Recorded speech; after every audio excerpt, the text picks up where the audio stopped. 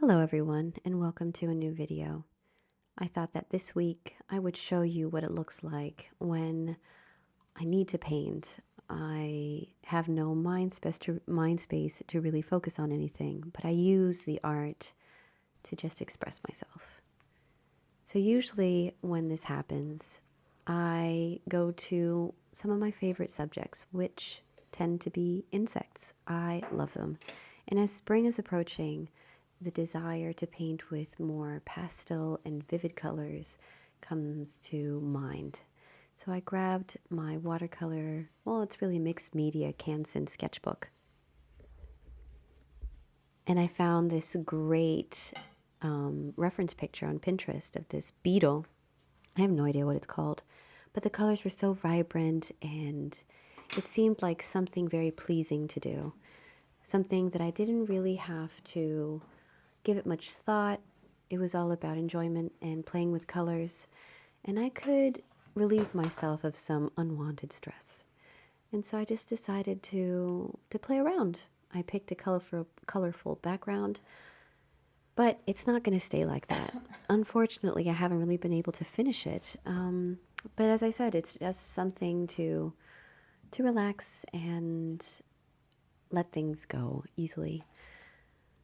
So I thought that I would leave you guys with a little bit of just art sounds while I am painting and sketching this beetle. And then later I'll come back on and I will talk a bit about some other projects that I'm doing. But for now, let's just enjoy some nice, soothing art sounds.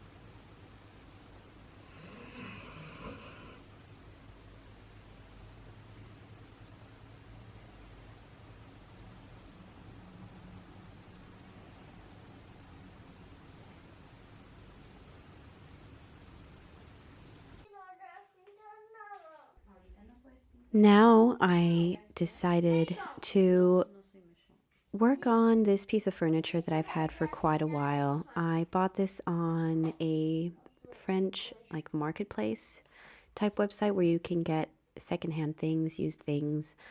And I saw this piece of furniture. I needed a desk. However, it turned out that it's a secretary, so you pull the top part out and it turns into a desk. It didn't really work out for me because it was very wobbly, making a lot of noise, and I didn't have enough space.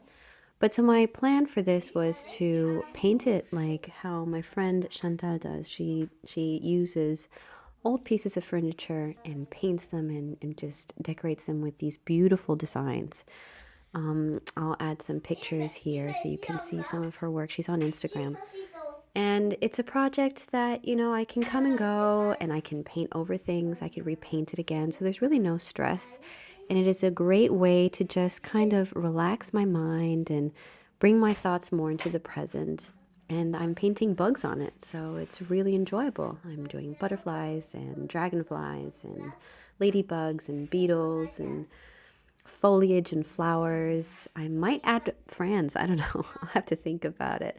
But it's a very enjoyable project. It's just there's no time constraint. It's just a little side thing that I can do whenever I have some time, whenever I'm downstairs. That's where we have it at the moment. It's I have it downstairs in my husband's office. He was using more of the space during lockdowns and when people were still working heavily at home, but now he tends to only work at his office on campus. So he gives me free reign to the complete downstairs area, and it's perfect because there's enough light, and then my son can play. He has a little sketchboard, and he has Legos and things down there. And it's not as cold as if I were painting in a garage. But here's another project that I was doing. Not only do I paint bugs when I don't know what to paint, but another thing that I find really valuable as an artist to do is to paint yourself, use yourself as a model. I had an idea of really expressing how I was feeling lately and doing a combination of kind of like, I don't want this to sound really cringy, but like self love or self exploration. And I love poetry. I used to read a lot of poetry. And one of the very well known Hispanic authors, poets really, is Pablo Neruda. And I remember once that I bought an edition of his love poems in Shakespeare and Co. I had found it. There was like one side was English, one side Spanish. And I love the little shop in Paris. So I bought it as a keepsake. So I wanted to look for a poem of his that was a good reflection for how I was feeling and how I was accepting how I was feeling in the moment. And I found one that speaks about the silence. There's a lot that you say within the silence, and it's accepting and responding within silence to that person, like reaching them in that space that they're in. There are very many ways that you could really analyze or interpret poems, especially depending on the moment that you're in when you're reading it. And I thought that this one was a perfect description of how I really was just remaining in silence. My brain was silent. I wasn't very active in the sense because I really needed to collect and gather my thoughts. And it says that within the silence, I would have to look up the poem. So the poem is a very famous one. It's called Poema Quince, and it's a longer poem.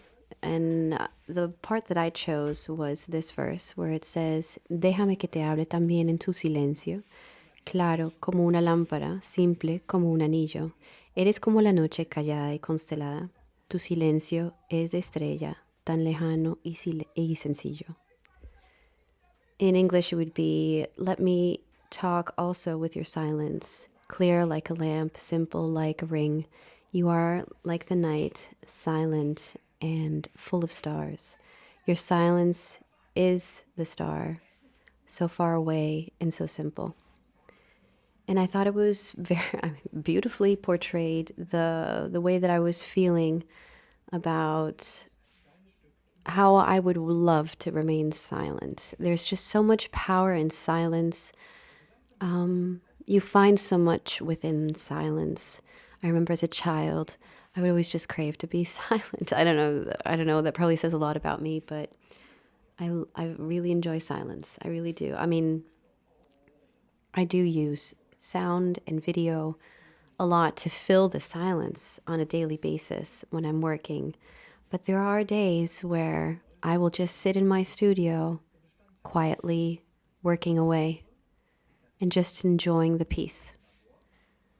Probably has a lot to do with not having that peace for moments in my life, but now I have it. And so I really enjoy being present within it.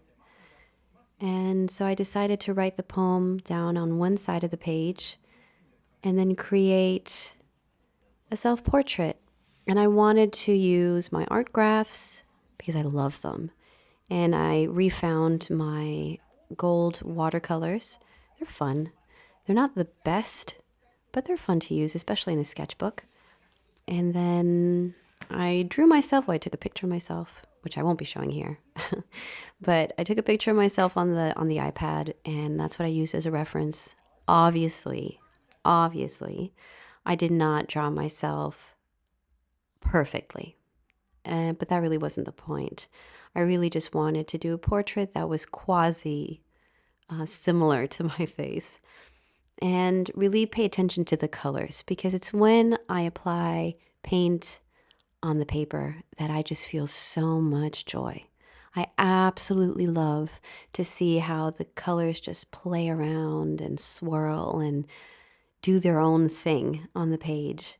And I love blending them and just the textures and the feel. It's just such an enjoyable experience. So I'll add a picture at the end of this of the piece. And I hope you guys enjoyed this video, and I'll see you in the next one. Bye.